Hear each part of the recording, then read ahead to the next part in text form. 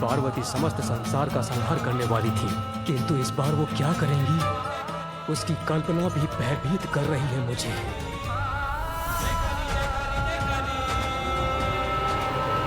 सूर्यदेव, अग्निदेव, वरुण देव और वायुदेव, हमें शीघ्र कैलाश जाकर माता से याचना करनी होगी कि वो शांत रहे, और ऐसा करने में तनिक विलंब भी उचित नहीं।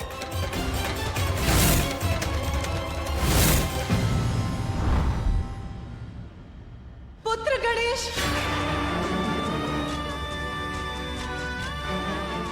पुत्र कहाँ हो तुम?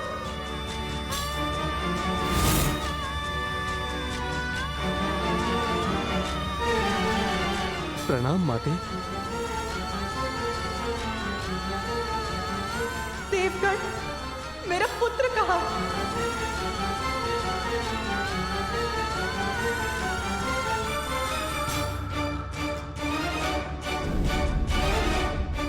प्रणाम देवी।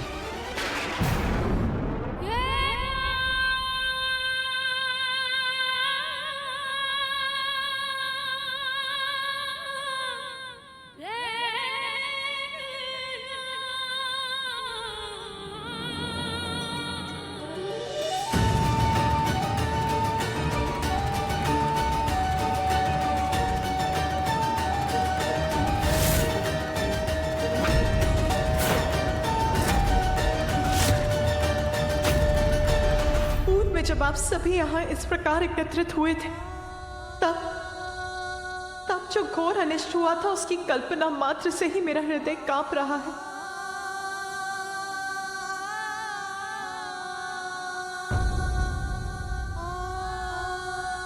मेरा पुत्र कहाँ है? कहाँ है मेरा पुत्र? कहाँ है मेरा पुत्र? कहाँ है मेरा पुत्र?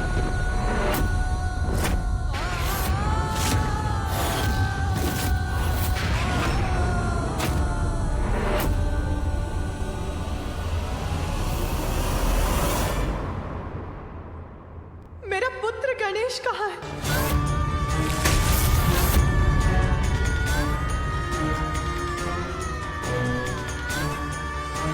बताइए मुझे, कहाँ है मेरा पुत्र?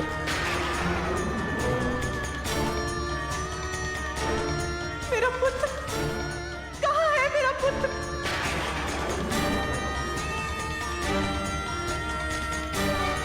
आप बताइए, कहाँ है मेरा पुत्र गणेश?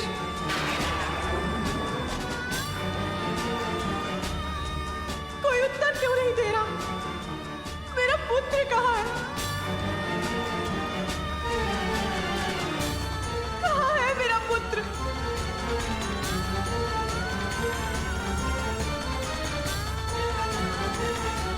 नंदी, मेरा पुत्र गणेश कहाँ है? कोई कुछ बोलता क्यों नहीं? कहाँ है मेरा पुत्र? सब चुप क्यों खड़े हैं? उमा, शांत उमा। स्वामी, मेरा पुत्र कहाँ है?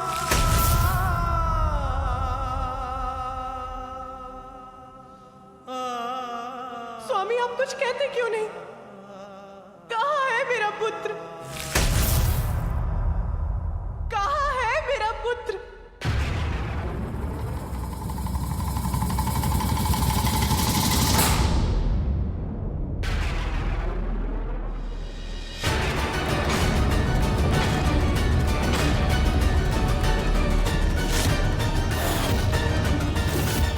दंत,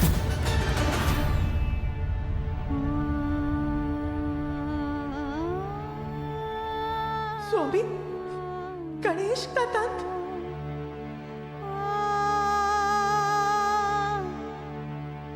मेरा पुत्र कहाँ है?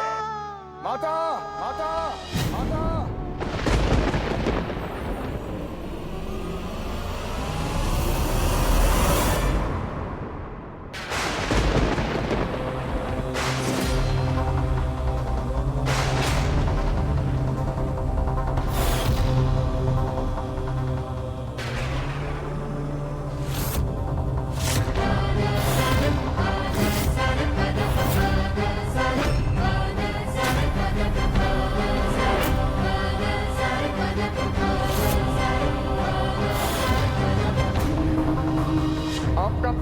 है माता।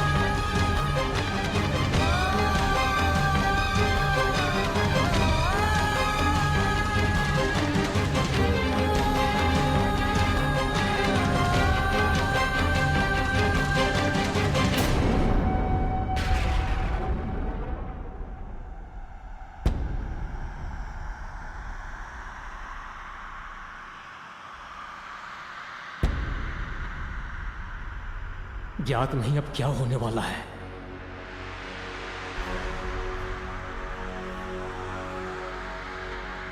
क्या हुआ है मेरे पुत्र को? अचेत क्यों है मेरा पुत्र?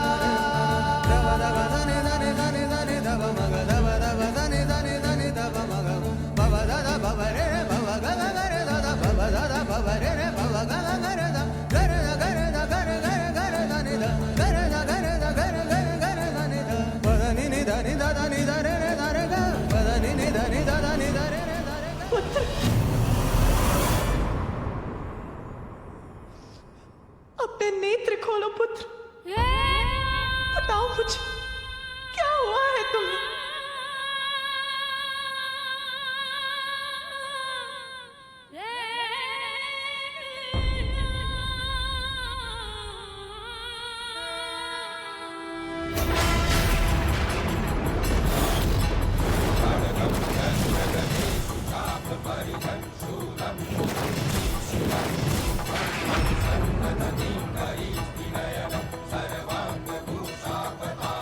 मेरे पुत्र की ये दशा कैसे हुई? किसने किया ये क्रूरतापूर्ण दुस्साहस?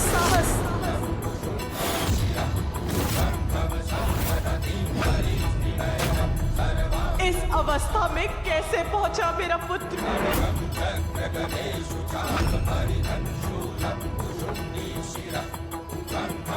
बताइए मुझे क्या हुआ है मेरे पुत्र को?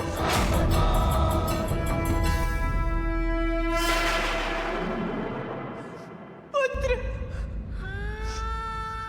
पुत्र,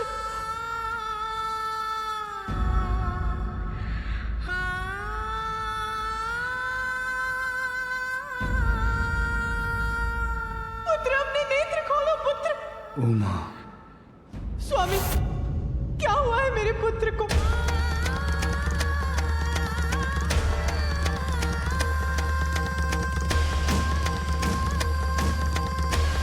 वही कुछ बोलने का साहस करे जो मेरे प्रश्न का उत्तर दे सकता है।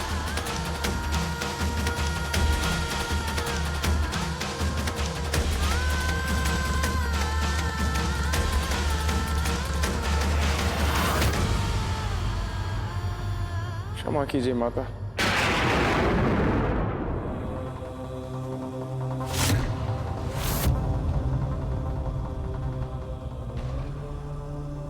माता वास्तव में मैं महादेव के दर्शन के लिए कैलाश पहुंचा,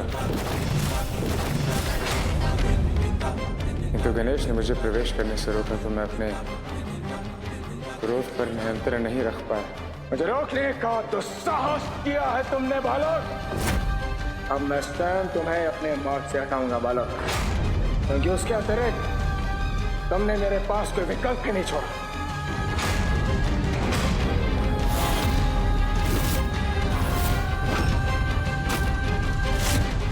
अच्छा, आपको भीतर नहीं आने दिया मेरे पुत्र ने?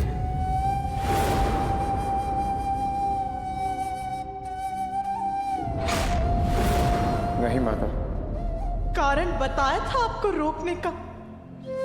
उनका कहना है कि महादेव ने आदेश दिया था किसी को प्रवेश करने की अनुमति ना दी जाए। महादेव और माता पार्वती एक विशेष पूजा में व्यस्त है। इस समय वहाँ किसी का प्रवेश उनकी आज्ञा का उल्लंघन होगा। तब भी आपका आवेश बढ़ता रहा। आतुर था अपने प्रभु से मिलने के लिए माता।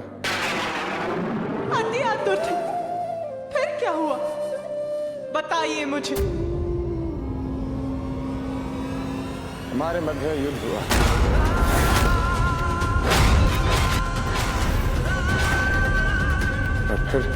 और फिर रुकिए मत परशुराम जी, बताइए मुझे क्या हुआ था।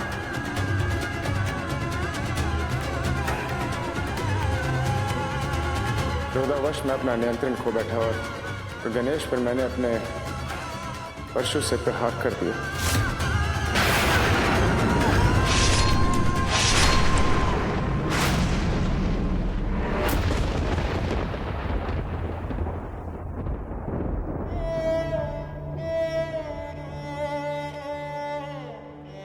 परशु से प्रहार कर दिया? क्या आपको ज्ञात था कि गणेश कौन है? माता, उन्होंने बताया था कि वे आपके और महादेव के पुत्र हैं। महादेव के दर्शन के लिए उन्हीं के द्वार पर उन्हीं के पुत्र से युद्ध किया, उसकी ये दशा करते।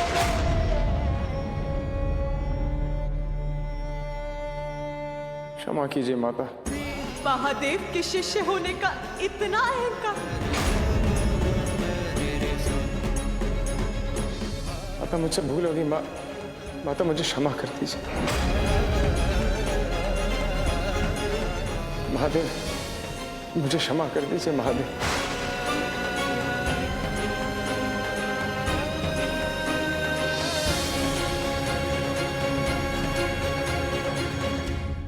स्वामी, क्षमा करेंगे आप परशुराम जी को?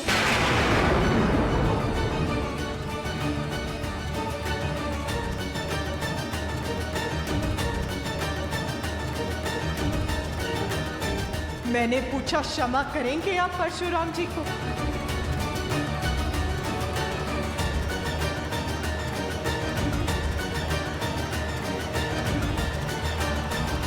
महेश्वरी, मुझसे पूर्व तो उन्होंने तुमसे क्षमा मांगी है।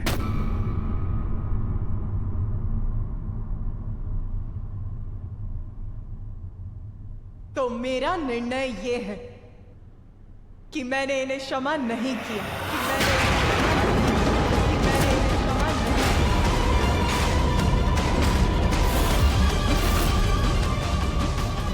किंतु आपका निर्णय प्रभु, क्षमा या दंड?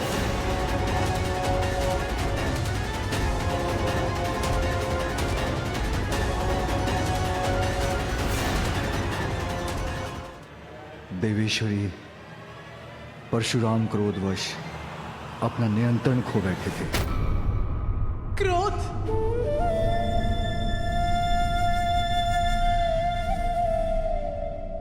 क्रोध तभी उचित है जब वो अन्याय का विरोध करे, अन्यथा क्रोध सभी का सर्वनाश करता है। और जिसे अपने क्रोध पर नियंत्रण नहीं हो, उसे तो दंड मिलना ही चाहिए, जिससे वो अपने क्रोध को अपने वश में रख सके।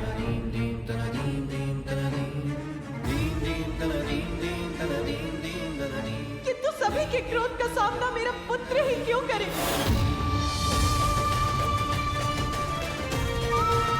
देवताओं के क्रोध का सामना किया,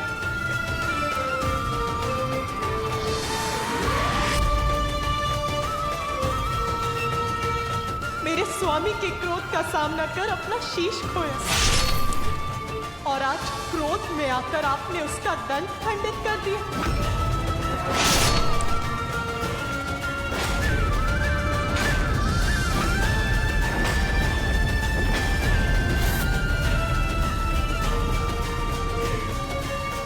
क्रोध तो अब मुझे भी आ रहा है, तो मैं क्या करूं? आपके गुरुदेव आपको दंडित करेंगे, इसी आशा में मैंने स्वयं को संभाल रखा है। स्वामी, मेरा क्रोध विनाश लीला बन जाए, उसके पूर्व दंड दीजिए अपने प्रिय शिष्य को।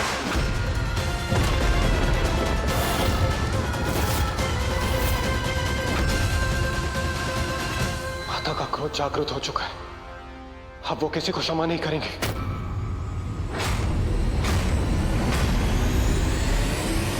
भूल होगी माता, मैंने गणेश को अनेकों बार चेतावनी दी थी, यदि मेरा क्रोध जागृत हो गया तो क्या क्रोध में आकर आप एक बालक को आहत कर देंगे? मेरे पुत्र का जन्म क्या सभी का क्रोध सहने के लिए ही हुआ है?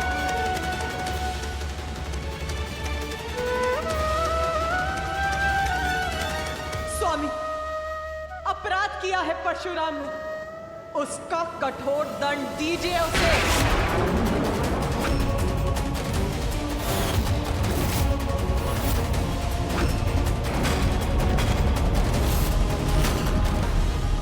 उमा, भूल हो गई है परशुराम से, किंतु ये मेरे ही शिष्य हैं और एक शिष्य तो पुत्र के समान ही होता है। एक पुत्र के लिए दूसरे पुत्र को कठोर दंड देना अनुचित होगा। ये दोनों को समानता की दृष्टि से देखना नहीं होगा। समानता? कैसी समानता? आपके परम योद्धा शिष्य ने एक बालक को ललकार कर उससे युद्ध किया, आप ही के पुत्र का, आप ही के परशु से वध करने का प्रयास किया। इसमें कौन सी समानता ढूंढ रहे हैं आप? शिष्य प्रेम में दृष्टि दोष हो गया है आपको।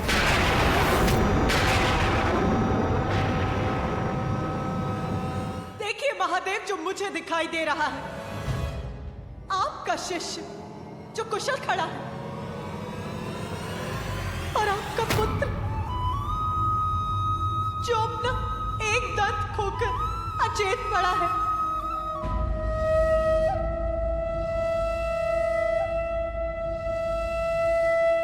न्याय चाहिए मुझे।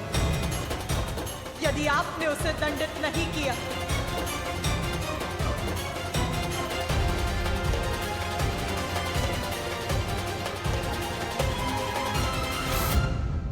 तो मैं दंडित करूंगी उसे, मैं दंडित करूंगी उसे, तो मैं दंडित करूंगी उसे।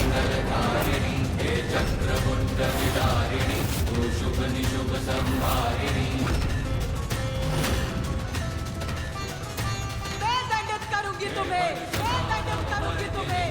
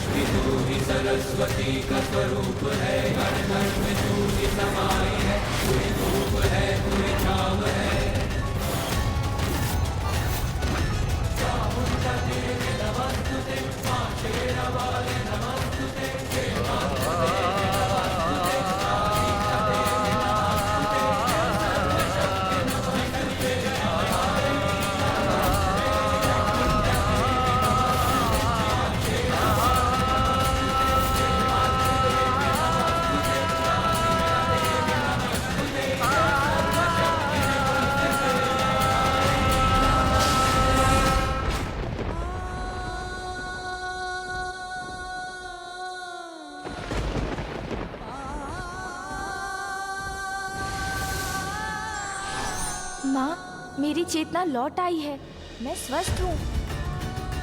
अब आप कृपया शांत हो जाइए।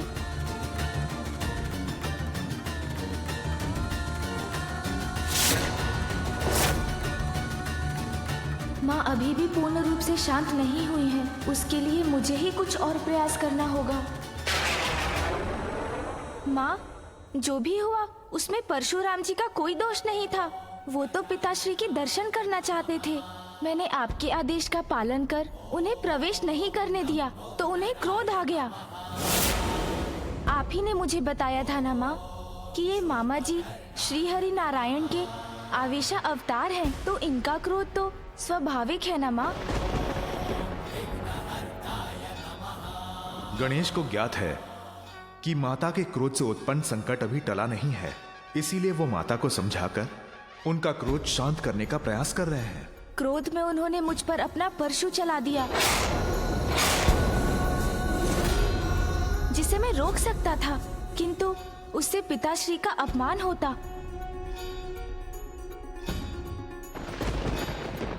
इसलिए परशु का वार अपने दंत पर ही सहन कर लिया मैंने।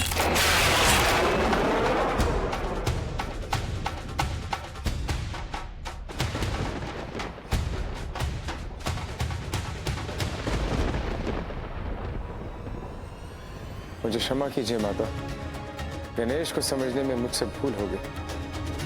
महादेव के शस्त्र का सम्मान रखने के लिए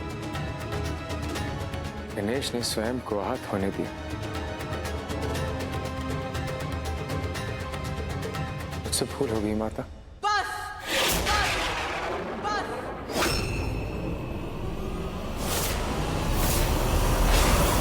मैंने तुम्हें क्षमा नहीं किया परशुराम,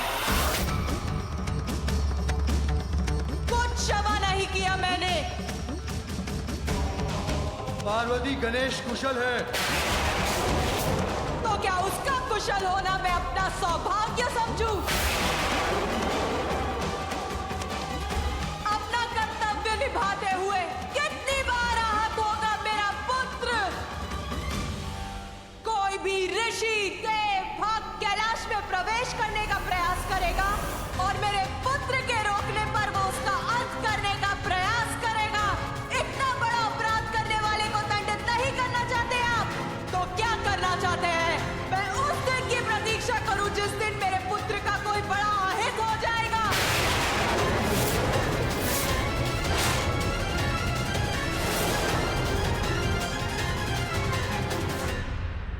बस अब मैं ऐसा उदाहरण प्रस्तुत करूंगी कि मेरे पुत्र पर उंगली उठाने की कल्पना मात्र से ही सबका हृदय कांप उठेगा।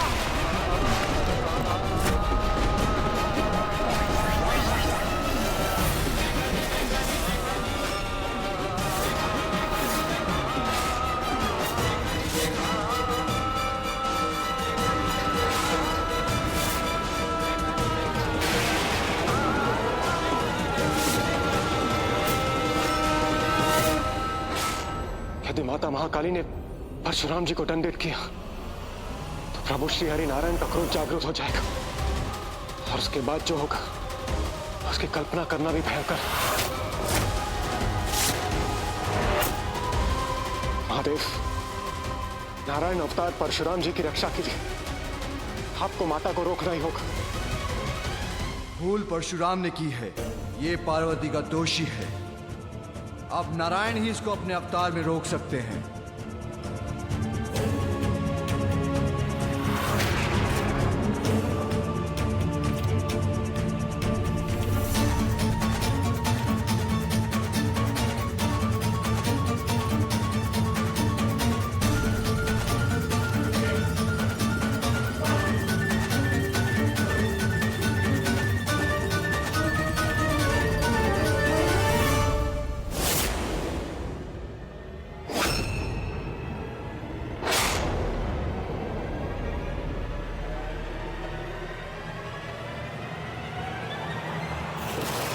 माता, मंगला काली भद्रकाली कपालिनी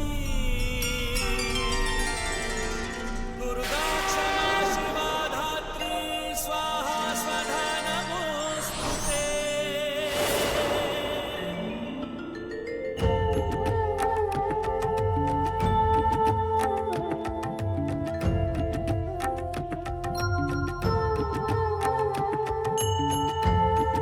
प्रणाम प्रभु।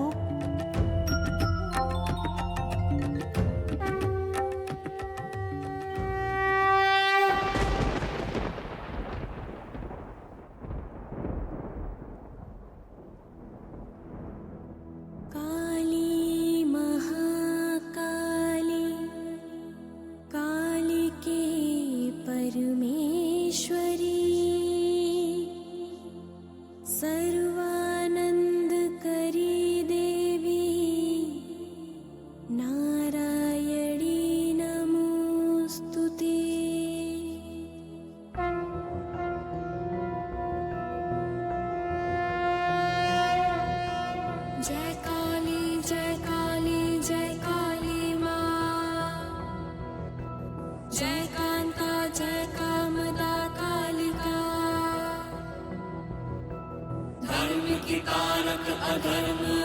नाशक, दुष्ट संहारक तुम मंगल कारक, तुम उमा तुम कमला कला निपुण, चरण सुसज्जित चंद्रमणि का चूड़, शांत करो क्रोध मां महाकाली, करते विनय तुमसे हे कुलपाली।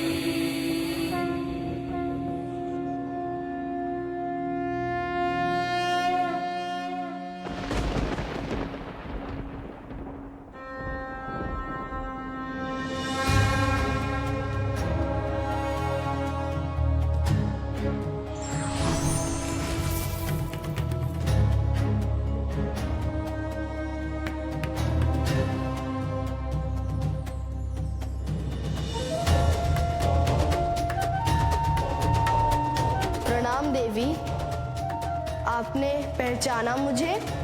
अवश्य। ऋषि कश्यप और देवी अदिति के पुत्र नारायण के पंचम अवतार को कौन नहीं पहचानेगा वमन देव जी।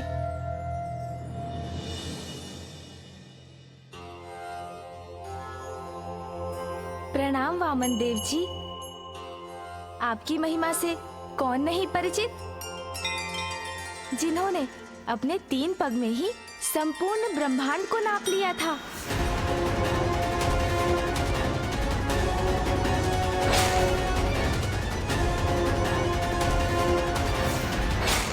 और राजावली को वरदान दिया। मैं आपको पाताल लोक का राज्य सौंपता हूं और ये वचन देता हूं कि मैं सदैव आपके राज्य की रक्षा करूंगा, जिससे कोई भी आप पर आक्रमण कर आपको क्षति नहीं पहुंचा पाएगा। जिस प्रकार आपने प्रहरी बनकर पाताल लोक की रक्षा की, वैसे ही आज भवन के द्वार का प्रहरी मैं बना था।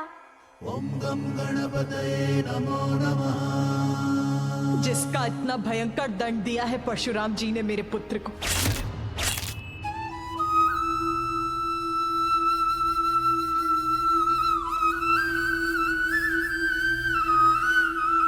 नियति को कोई कैसे टाल सकता है?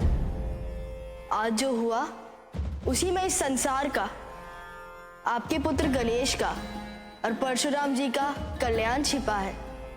कल्याण? कैसा कल्याण? गणेश एक ही दंत से वो पूर्णता पा सकते थे, इसलिए उनका दान टूटा। एक दंत होकर गणेश इस संसार को अद्वैत का संदेश देंगे। उनके इस रूप से इस संसार को ज्ञात होगा कि परमेश्वर एक ही है। इसके लिए परशुराम जी से उत्तम और कौन हो सकता था? माता, ये तो महागणपति की ही लीला है।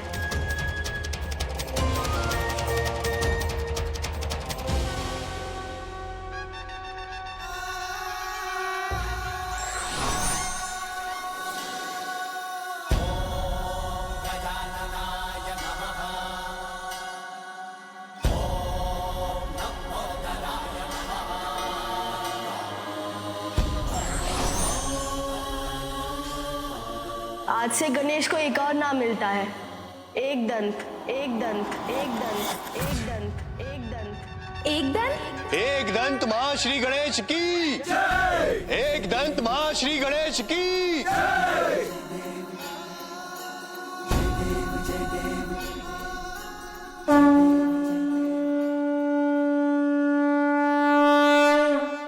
जय देव जय देव जय देव जय देव जय देव जय देव जय देव जय देव। एक दंत दयावंत चार भुजाधारी, मस्तक सिंदूर सोहे मूस की सवारी। एक दंत दयावंत चार भुजाधारी, मस्तक सिंदूर सोहे मूस की सवारी। जय देव जय देव जय देव जय देव जय देव जय देव जय देव जय देव जय देव देव जय देव जय देव जय देव जय देव जय देव जय देव। परशुराम जी और गणेश के युद्ध का एक और प्रयोजन था। परशुराम जी द्वारा राजाओं के अंत के पाप से उनकी मुक्ति और उनका उद्धार। युद्ध में गणेश ने उन्हें अपनी सूंड से धकेला था, जिससे वे महासागर में जा गिरे, जिसके पावन जल के स्पर्श से वो गोलोक की अपनी यात्रा के लिए दोषमुक्त हो गए। गोलोक की यात्रा? अत्याचारियों का अंत करते समय परशुराम जी द्वारा निर्दोषों का भी वध हुआ।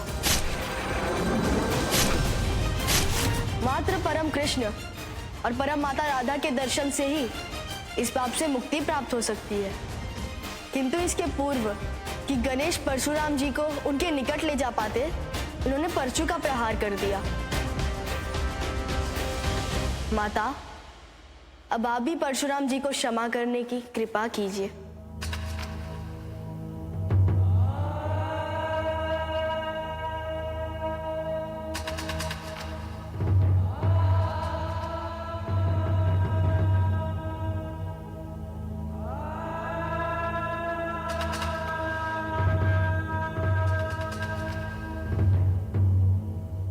परशुराम जी, मैंने आपको क्षमा की।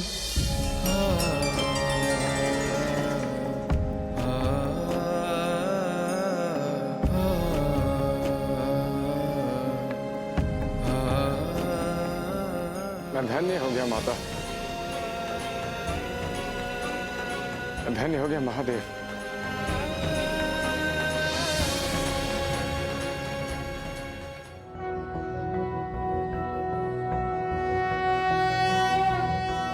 एकदन्तं महाकायं तप्तकाञ्चनं सन्निभं लम्बोदरं विशालाक्षं वन्देऽहं गणनायकं मुञ्जकृष्णाजिनहरं नागयज्ञोपवीतिनं बालेन्दुकलिकामौलिं वन्देऽहं गणनायकम्।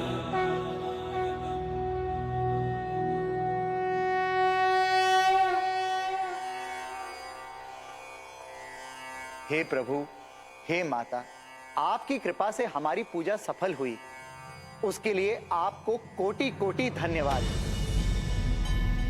अब हमें यहाँ से प्रस्थान करने की अनुमति दीजिए। हमें प्रस्थान करने की अनुमति दीजिए।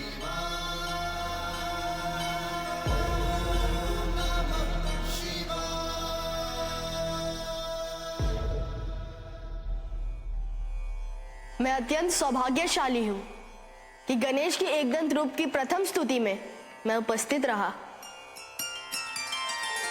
गणेश के इस टूटे हुए दंत की और भी महत्व है। इससे इस संसार की एक महान ग्रंथ की रचना होगी।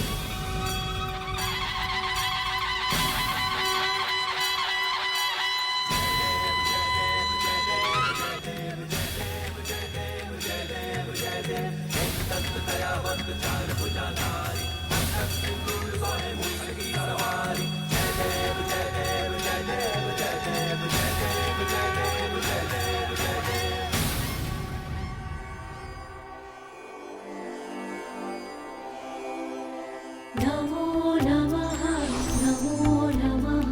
गणपते। नमो नमः गणपते। नमो नमः।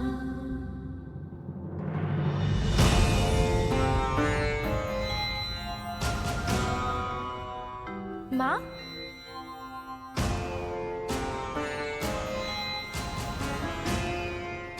माँ तो यही थी। क्या हुआ पुत्र? माँ तो यही है, फिर क्या हो गया था मुझे? गणेश, अब आप मुझे गोलोक ले जाने की कृपा करें, जहां मुझे परम कृष्ण और परम माता राधा के दर्शन होंगे। मुझे ऐसा दृश्य क्यों दिखाई दिया कि माँ पिताश्री के साथ नहीं है? नहीं, मुझे अभी यहीं रहना चाहिए। हाँ पुत्र, अब तुम्हें प्रस्थान करना चाहिए। हाँ पुत्र, परशुराम जी को गोलोक में सदा विराजमान परम श्री कृष्ण और परम माता राधा के दर्शन कराना तो तुम्हारा कर्तव्य है। जाओ पुत्र, ये हमारी आज्ञा है। माता पिता की आज्ञा को तो मैं नहीं टाल सकता। मूषक जी, चलिए प्रभु परशुराम जी।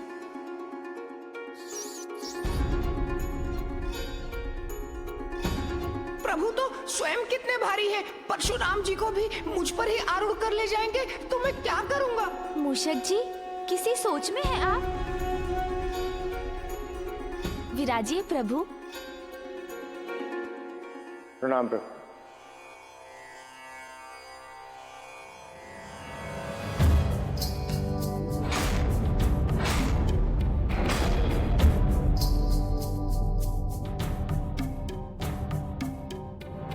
माँ,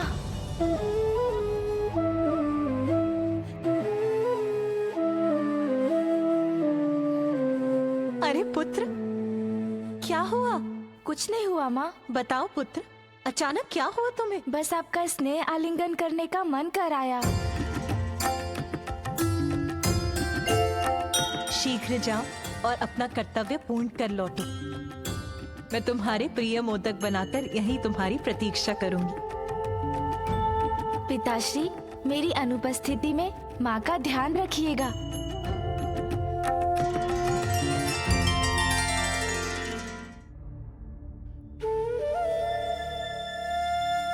माँ को पीछे छोड़कर जाने में मुझे इतनी चिंता क्यों हो रही है? आइए प्रभु। चलिए मूषक जी। जी प्रभु।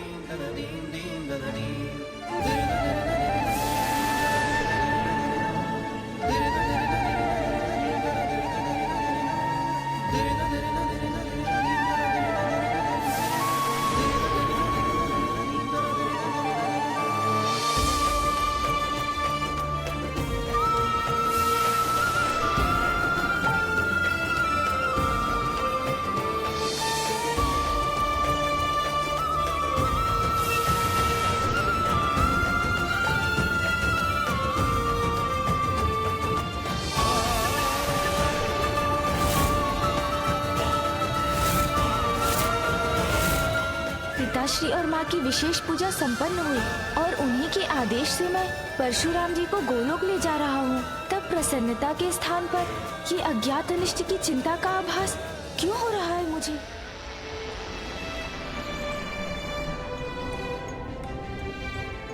वो देखिए गणेश, वहां ऊपर वही है गोलोक, जहां दिव्य स्वर्णिम प्रकाश दिखाई दे रहा है। मूषक जी, हमें इन दिव्य मेघों के पार जाने के लिए और ऊंचाई पर जाना होगा। अद्भुत है ये विशालता।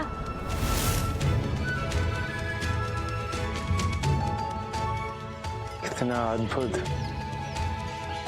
कितना भव्य है ये दृश्य। हाँ प्रभु, आश्चर्य, गोलोक का द्वार तो इन दिव्य मेघों से निर्मित है।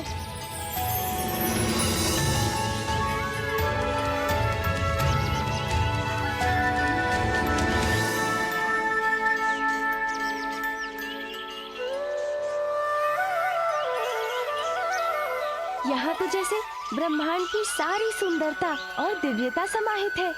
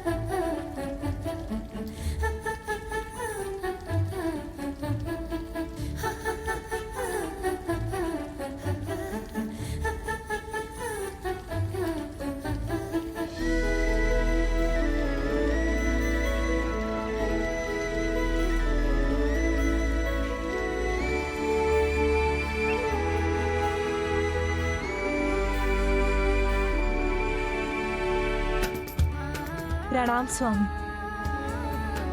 स्वामी, मैं आपको कुछ दिखाना चाहती हूँ। आप मेरे साथ भवन के भीतर चलिए। ऐसा क्या है पार्वती जो तुम उसे दिखाने के लिए इतनी प्रसन्न हो रही हो? स्वामी, वो तो आपको तभी ज्ञात होगा जब आप मेरे साथ चलेंगे।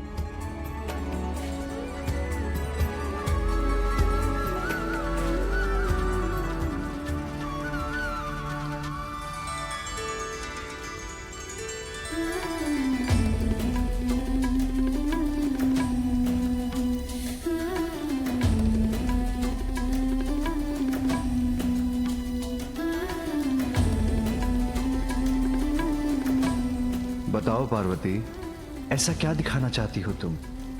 बताती हूँ प्रभु, आप विराजिए।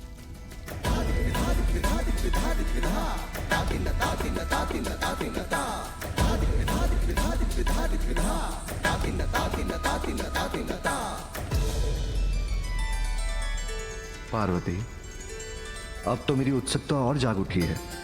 ऐसा क्या दिखाना चाहती हो तुम? ऐसे नहीं स्वामी, आपको अपने नेत्र बंद करने होंगे। उमा, बस अब और प्रश्न नहीं स्वामी, मैं आपको चकित करना चाहती हूँ। किंतु उमा। किंतु परंतु नहीं प्रभु, अपने नेत्र बंद कीजिए।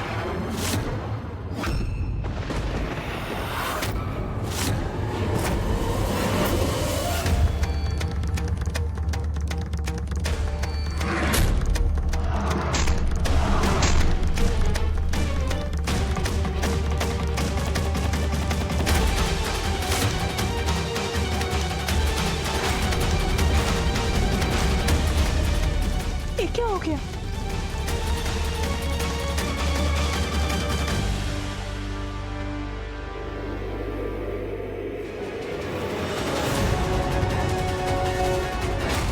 कैसा संकट है ये भयंकर अंधकार।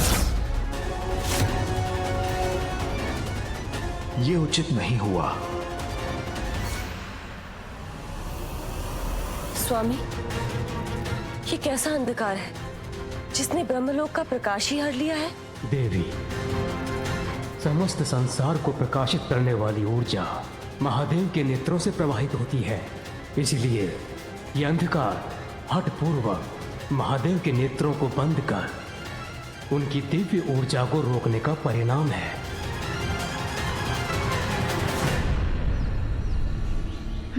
ये अकस्मात क्या हुआ? अचानक अंधकार कैसे छा गया यहाँ पे?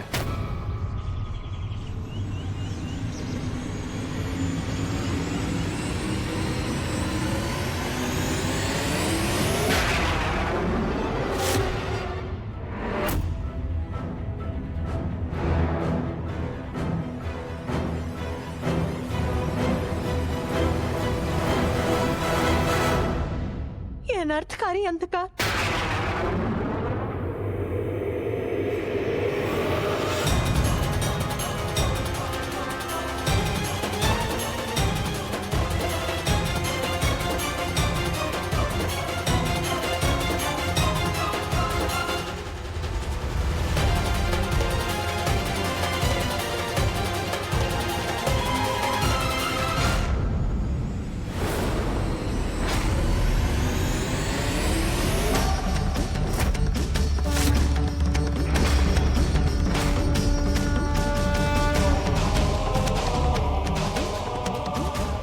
भयंकर अंधकार ने तो इस भयावह अंधकारमय मेघ का रूप ले लिया है जो हमारी ओर ही बढ़ रहा है।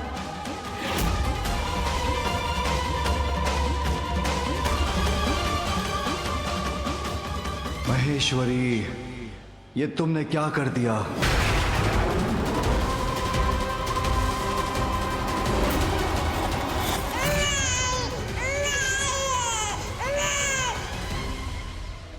प्रकाश पुनः लौट आया, किंतु कैसी विचित्र घटना थी ये?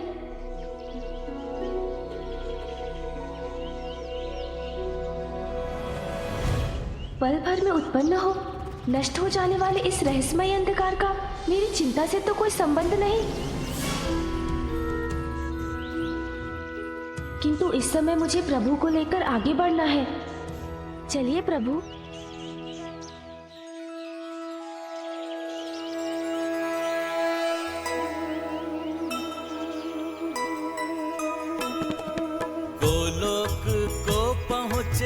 नाम संगणेशा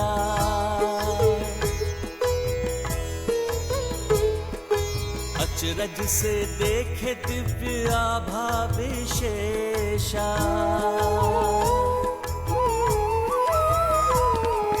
दृश्य मनोहारी आभास अनमोला झूल रहे परम राधे कृष्ण हिंडोला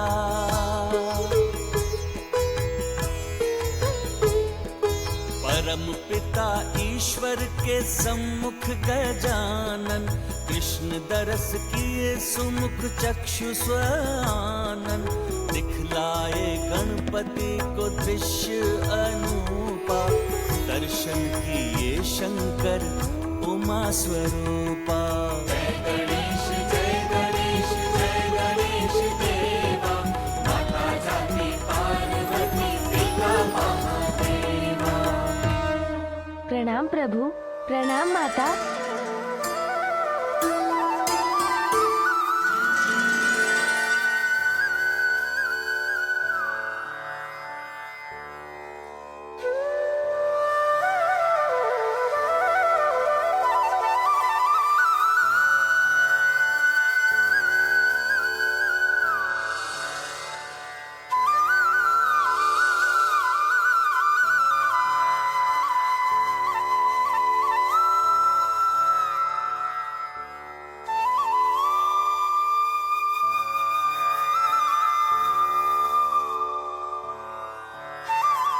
गोलोक में तुम्हारा स्वागत है गणेश।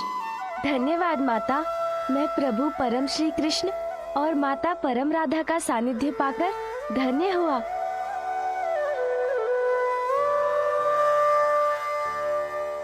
क्या हुआ गणेश?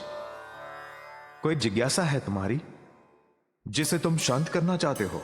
हाँ प्रभु, हमारे यहाँ पहुँचने के पूर्व जो अंधकार यहाँ सर्वत्र छा गया था, उसका क्या कारण था? अंधकार के गर्भ में ही प्रकाश छुपा होता है, अर्थात अंधकार का उत्पन्न होना उसी प्रकाश की आहट है जिसके विस्तार के लिए इस अंधकार से एक नवीन लीला का प्रारंभ हुआ है।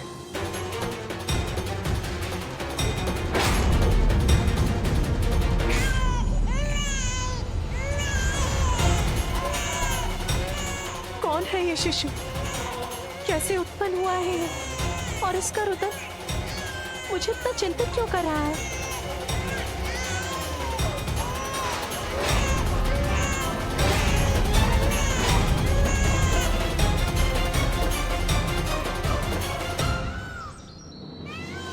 उचित है प्रभु।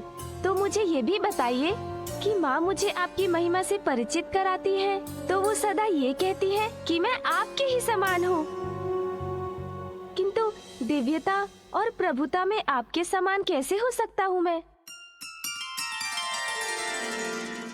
सत्य ही तो कहती है तुम्हारी माँ। ध्यान से देखो, तुम और मैं वास्तविकता में समान ही तो हैं। जिस प्रकार तुम्हारे मुकुट पर मयूर पंख स्थित है, उसी प्रकार मेरे मुकुट पर भी तो है। तो हुई ना समानता।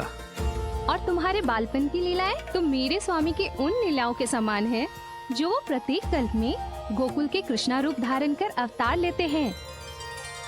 गणेश, अच्छा हुआ तुम परशुराम जी को साथ ले आए। प्रभु, माता, मैं आपके दिव्य दर्शन कर अपने क्रोध से मुक्ति पाने आया। परशुराम जी, आपने अपने क्रोध पर नियंत्रण पाकर अपने जीवन को एक नई दिशा दी है। प्रभु, उसका श्रेय तो माता पार्वती नंदन गणेश को जाता है।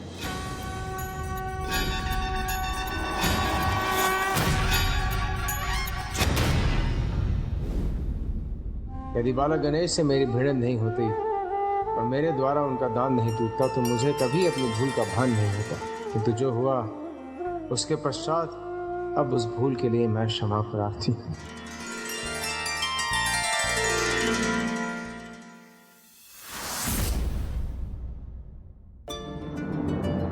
मेरे नेत्र बंद करने से जो अंधकार उत्पन्न हुआ, उसी से इसका जन्म हुआ है। इसका जन्म जैसे भी हुआ है, इन किंतु है तो ये एक शिशु ही ना।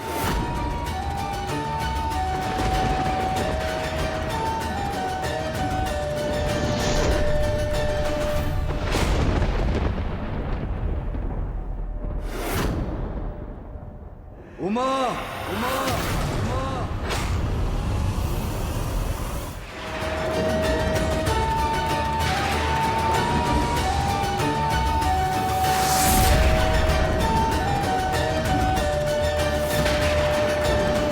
उमा, उमा।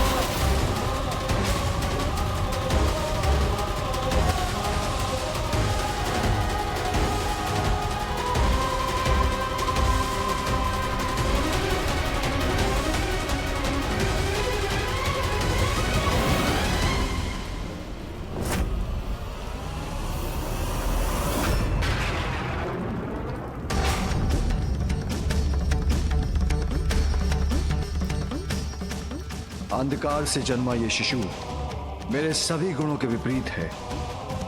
इसके नेत्रों की दृष्टि जिस पर पड़ेगी वो अंधकार में डूब जाएगा।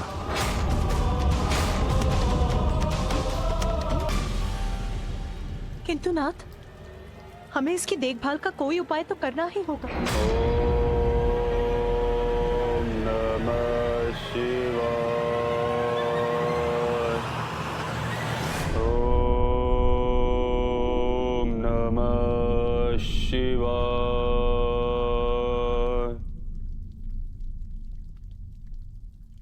हिरण्याक्ष, उमा, कई वर्षों से हिरण्याक्ष पुत्र की कामना के लिए मेरी तपस्या कर रहा है। अब उन्हें उनकी तपस्या का फल देने का समय आ गया है। स्वामी, ये शिशु तो अंधकार उत्पन्न करता है, फिर हिरण्याक्ष इसका पालन पोषण कैसे करेंगे?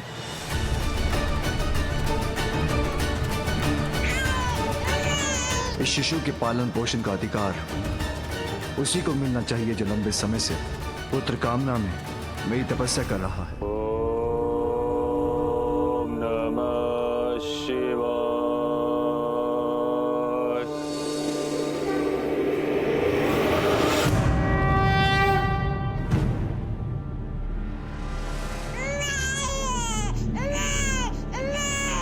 अंधकार से शिशु का जन्म अवश्य हुआ, किंतु हिरण्याक्ष इसे सुसंस्कारों से परिचित कराएंगे। ओम नमः शिवाय। ओम नमः शिवाय।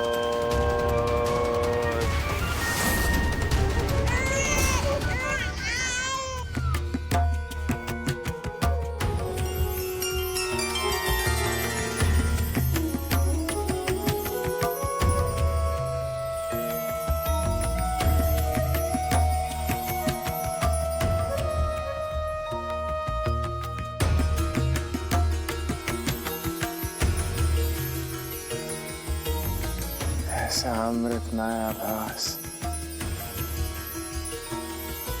ऐसी परम सुख की प्राप्ति। मैं धन्य हो गया प्रभु। मैं धन्य हो गया माता। मैं धन्य हो गया। तमसोमा ज्योतिर्गमय, अर्थात मुझे अंधकार से प्रकाश की ओर ले चलिए। ये प्रार्थना जो करते हैं उन्हें ज्ञात होता है कि वो अज्ञानता रूपी अंधकार में घिरे हैं और ज्ञान रूपी प्रकाश की ओर बढ़ना चाहते हैं। इसीलिए भगवान उनको रास्ता दिखाते हैं। परंतु जो जन्म से ही अंधकार से परिचित है और अंधकार को ही सर्वत्र मानता है, उसे तो स्वयं भगवान भी अंधकार से नहीं निकाल सकते हैं।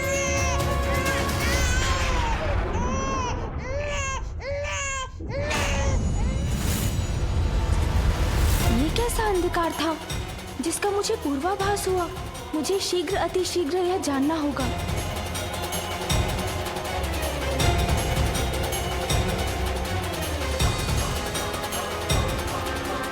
इस शिशु के पालन पोषण का अधिकार उसी को मिलना चाहिए जो लंबे समय से पुत्र कामना में मेरी तपस्या कर रहा है। हिरण्याक्ष, इस शिशु का जन्म भले ही एक भूल से हुआ, किंतु हिरण्याक्ष जैसे एक असुर को इसके पालन पोषण का अधिकार देना वो तो और भी बड़ी भूल होगी।